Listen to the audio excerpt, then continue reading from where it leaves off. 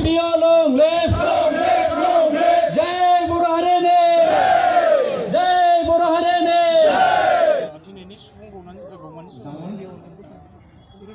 मा फोरमायनो सानो जोङो दिनैनि सुबुं गौमानि गेजेरजों जोङो बेखौनो आसाम सरकारनिसिम मेसेज मोनसे हरनो नागिरदों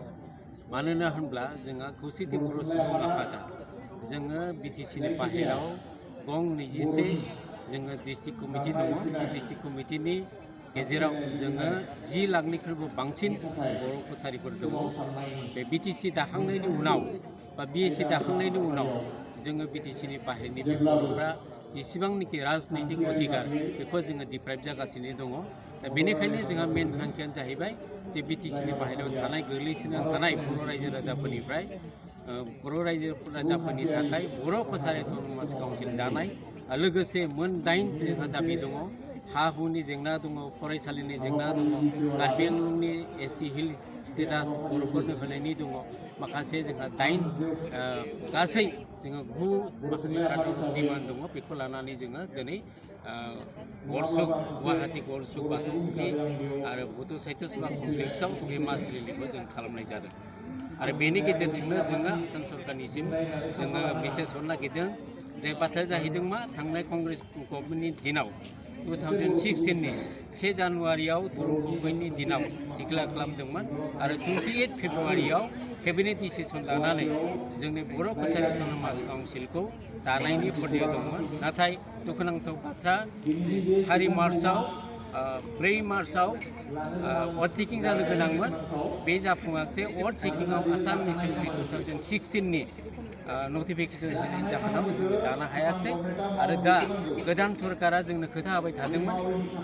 बिजेपि एजिपि आरो बिपिएफ सरकारा जोंनो नैबे काउन्सिलखौ थाबैनो साबसिननिफ्राय हामसिन जेराव आसामनि गं 10 काउन्सिलनिफ्राय साबसिन मडेलिटि बानायनानै दानानै होगोन होनना बुंदोंमोन दासिम बिथांमोना मावफुङाखै बिथांमोना खोथाल' होयो जे खोथा होनाय आरो मावनाय बे जों फारागथिखौ नुदों एसेम्बलिनि सिगां बिथांमोना आसाम सरकारनि आरो आसाम सरकारनि दैदेनगिरिफ्रा चिफ मिनिस्टारा हिमन्त बिश्व शर्मा बुङो बिथांमोना खोथा होदोंमोन आरो जोंनि बिटिसिनि चिफ हाग्रामा महिला सार चन्दन ब्रह्म सार बिथांमोनाबो खोथा होदोंमोन खिन्थु दाफुंना होआखै बेनिखायनो जोङो आसाम सरकारखौ आरो जोंनि बिटिसिनि दैदेनगिरि हाग्रामा महिला सार बिथांमोननिसिम रिक्वेस्ट जे बिथांमोना जाहाथे बिटिसिनि बाहेरायाव थानाय गोग्लैसोना थानाय बर' रायजो राजाफोरनि जौगाथायनि थाखाय बर' कसारि अट'नमास काउन्सिलखौ फैगौ नैबे डिसेम्बराव जानो गोनां बाजेट सेसन विन्टार सेसनावनो थिग खालामनानै दाफुंना होनो थाखाय जोंनो दिनैनि बे रेलिखौबो लानाय जादों मोनसे मोननो लुबैयोबा जोङो सान्दुं अखा नेवसिनानै जों जुजिनांगोन मानोना जोंनि न'खरफ्राबो जों सान्दुं अखा नेवसिनानै खामानि मावाब्ला जों मालाबाबो जोंनि लुबैनाय बायदिखौ जों मोननो हाया बेवहाय आं खावलायगोन बर' रायजो राजाया दाना सान्दुं अखाखौ गिया बेखौ जों दिन्थिनांगोन आरो बेवहाय दिनै बे सुबुं गौमानि गेजेरजों आसाम सरकारनि खाथियाव दैखांनाय बे दाबिया जाहाथे बिथांमोननि खोमायाव खोनाहैयो एबा बुजाहैयो दा बिथांमोननि बे सुबुं गौमाया जाहाथे मोनथिजाहैयो बेखौ नोंथांमोना नोजोर होनांगोन जों बयबो समानै आवगायलांनांगोन बयबो जों समानै जुजिनांगोन बेवहाय सोरबा आइजो सोरबा हौवा मानसिफोरनिल' बाथ्रा नङा जोंनि इयुन जोलैनि थाखाय जोंनि गथ' गथायनि थाखाय जोङो जोंनि मोनथायखौ जों जुजिनानैबाबो जों लानांगोन मोनसे संबिधाननि जाय सोदांनाय बे बेबस्थानि गेजेरजों बर' कसारि अट'नमास काउन्सिलखौ दानाय जागोन दिनै दुलाराय बर' आइजोसा आफादा नोंथांमोनखौ हेफाजाब होनो थाखाय जोङो गोबाव समनिफ्रायनो जों बाहागो लाबोगासिनो दङ आरो जेब्लासिम नोंथांमोननि बे सोमावसारनाय एबा बे जुजिनाया जोबथा हैया अब्लासिम जों नोंथांमोनजों गसंथागोन जोंनि जिखिनि मावनांगौ एबा जों बाहागो लानांगौ जि बाहागो बेखौ जोङो लाफैबाय थागोन आरो आसा खालामगोन नोंथांमोनाबो जाहाथे थाथ'आ नोंथांमोनाबो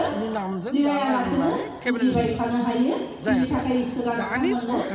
राफोद मोनसे देहा जाहाथे होयो आंनि बारा गोलाव सम बुंनो लुबैयाखै नोंथांमोना गोबाव समनिफ्राय सान्दुङाव थानांबाय हयथ' खस्थ' मोनदों दिनै जोंना बुंनो थाङोब्ला बर'फ्रा सान्दुं अखाखौ सैनो हायोमोन नाथाय जोंनि जानाय लोंनायनि जाय बेबस्था एबा जों गोदो जि जायोमोन दाना जों बेखौ जाला जायनि थाखाय जों सान्दुं अखाखौ एसे सैनो सान जानो हमदोंसै जोंनि जानाय खायद'आबो सोलायनो हमदों गुबुननि खायद'खौसो जों बांसिन जानो हमदों जायनि थाखाय जोंना प्रेसार सुगार बायदिसिना बेरामफ्रा जोंनि देहायावबो फैनो हमदों बर'फोरनाव खिन्थु मोनसे समाव बेफोरबायदि बेरामफ्रा जानाय खोनाफेरामोन जों थावखौ बारा जायामोन रुनाय जायोमोन नङासै नाथाय जों दाना मा जाबाय रेस्टुरेन्टनि गोथाव एवखांनाय गथ'फ्राथ' रेस्टुरेन्टआव बानायनायखौ जानो हमदों जायनि थाखाय बिथांमोना दिनै सान्दुङाव थानो हायाखै दा जेखियानो जा बेयो मोनसे सुबुं गौरानि बाहागो नङाब्लाबो आं बुंबाय बड'लेण्डनि आलादा रायजो लानानै बुरलुंबुथुरनि खोलाहा बर' फरायसा अट'नमास काउन्सिलनि दाबिजों सावरायगासिनो बड'लेण्ड मोननांगौनि दाबि बड'फा बेयाव माबा मोनसे बेले बेजे जागोन नामा बे बेनि अट'नमास काउन्सिलखौ लानानै माखासे जाहोन आरो क्राइटेरियानि जाहोनाव खुनु बर' दिनै व्यक्ति बा सुबुङा बेवहाय दिमत गैया आसाम आसामाव मोनब्रै जिल्लाफोराव बयबो बिटिसि जाबाय बादि बड'लेण्ड जानांगौ होननानै बिदिनो खालामफिनबाय आरो बे खालामनाय दिनैनि बे आं नोंथांमोननि गेजेरजों बर' फिसाफोरनि बड'लेण्ड जिथुनाखि आन्दोलनाव सिमांमोन आलादा रायजो बिनाय आन्दोलनाव बे सिमांखौ बयबो लानानै बर' दिनै गौथुमफोर UBPO आ बयबो बर' फिसाफोरा जाहाथे थोंजोङै बाहागो लानो हायो जाय बिथांमोना दैदेनलांदों आरो बे बिथांमोना बे जांख्रिखांनायाव थानो मोननानै आं गावखौनो गोजोननाय थासारिखौ लाबोनो मोनदों हागोन बे नाम्बार जे टु जोंनि UBPनि दैदेनगिरि बिथांमोना आलादा रायजो बिनायाव जोंनि आसाम सरकारजों जुदि सावरायदोंमोन आरो सावरायनायाव आंनि जिथु बाहागो लानो मोनदोंमोन बे आन्दोलना जेबो जे थांनाय सरकाराव जेबो बेहाय माने बे काउन्सिलनि जिथुनाखि मडेलिटिमोन जोंनि गेजेराव मोनसे बेनिख्रुइ साबसिन मडेलिटि बानायनानै बे दानि गोदान सरकारा जोंनि सहजोनि जागोन दैदेनगिरि जुदि बिथांमोना आसाम गोसोखां सरकार बिलाइ आवगायबोयोमोन होदोंमोन रायजोआ आरो माला बेखौ जे होनायाव स्पष्ट आं जायाखै गोजोननाय दङ जों सानो दाबो दा दिनै बे सरकारा बोसोरथाम थांनायनि उनाव जों नुवाखै एसे नाथाय गोबाव आन्दोलना जानायखौ जानांगौ जों नुनानै नुवाखै दिनै ओंखायनो जोंनि दैदेनगिरिफ्रा जों होनदों बिटिए दिनै बाहेरायाव थानाय नोंथांमोनखौ थाखाय आसाम सरकारा खोथा दिनै राजा लामायाव लाबोनो गोनां जानाय बिथांमोना अबस्थाया नारसिनबोनाय बायदि बर' थारैनो पलिटिसियान दुखुनांथाव हाग्रामा महिलारि सारनि जोंबो जिहेतु बे सरकारनि अंशीदारि दल हिसाबै बिटिएफआ गासिबो मन्त्रि एमएलए जे बिथांमोना नोंथांमोननि नारसिनबोनाय जिथुनाखि बायदि नुनाय सिमां जों खौसेथि बर' सुबुंफोरा थाबोनाय नारसिननाय बर'फोरनि बायदि लोगोसे बाखि जिथुनाखि गोबां जेसेबां अट'नमास गौथुमफोर काउन्सिल दङ बुंनाय बायदि दानायनि सिमां जों बर' कसारि अट'नमास काउन्सिल बे सिमांनि थांखियाव एखे एजेन्डायावनो जोंबो दं जेबो एफेक्ट गैया गतिके आं सानो एफेक्ट माने मा होनो जे जों जेरावखि थायाथों मानो बर'फ्रा खहा गैया आरो बिथांमोनाबो जोंखौ खोथा गैया जोंबो भाग लागोन जोङो समाव जयैनो बर'फ्रा दुलाराय आसामाव आलादा रायजो दानायनि थाखाय बेबो जुजिदोंमोन आरो माखासे जोंनि जिखिनि क्राइटेरियाफोर बेफोरनि माखासे गोरोबनायाव हयथ' खायसे बर' गामिफ्रा थाबोबाय बा माखासे बर' सुबुंफ्रा आलादा बड'लेण्ड दानायनिफ्राय गोजानाव थानांगौ जादों दा बे समयसाखौ जों जायफोरा दिनै बिटिसि मोनदों बिसोरबो बेखौ ओरैनो खोख्लैनानै दोनाखै एबा थाथों होननानै सानाखै जे जों जयैनो थांना थानायनि मोनसे सिमां नुदोंमोनब्लाबो बेखौ जों ज' थानो हायाखैब्लाबो थाबोनाय जिखिनि बर'फोर दङ बिथांमोननि थाखाय मोनसे आलादा अट'नमास काउन्सिल दाना होनायनि थाखाय दिनै बिपिएफआबो बेखौ सानदों आरो बिथांमोननि जिथु दाबि बे दाबियाव 100% जोंहा समर्थन दं आरो बेखौ हेफाजाब होनो थाखाय जों एमएलएफ्राबो जोंनि मन्थ्रिफ्राबो बेखौ साखाफारा 2016 मायथाइयावनो आसाम कंग्रेस सरकारा आसामाव बिटिएसि जानांगौ होननानै बुंखाबायमोन बेनि उनावबो दिनैसिम बिटिएसि दा बेयो मोनसे राजखान्थियारि मोनसे डिसिसन लानायनि मोनसे बोथोर जाहैबाय जेला बे जिथुनाखि 2015 जागोन जे कंग्रेस सरकारा बेखौ डिसिसन लादोंमोनब्लाबो बे मोनसे पलिटिकेल डिसिसनमोन बे आरो बेयो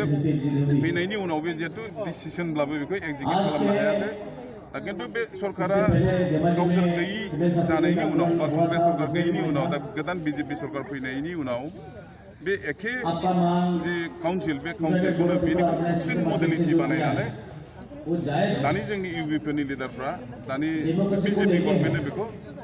साबमिट खालामनाय जादों आरो बे साबमिट जानायनि उनाव बेसेबांखिनि मा आवगायदों सम सम बिथांमोना बे दाबिखौ लानानै सरकारजों सावरायदों दा नुबाय जे बेयो दासिम जेसेबांखिनि सौहैनांगौ हयथ' सौहैनो हायैनि जाहोनाव दिनैयो बेवहाय सुबुं गोमाखौ लानो गोनां जादों।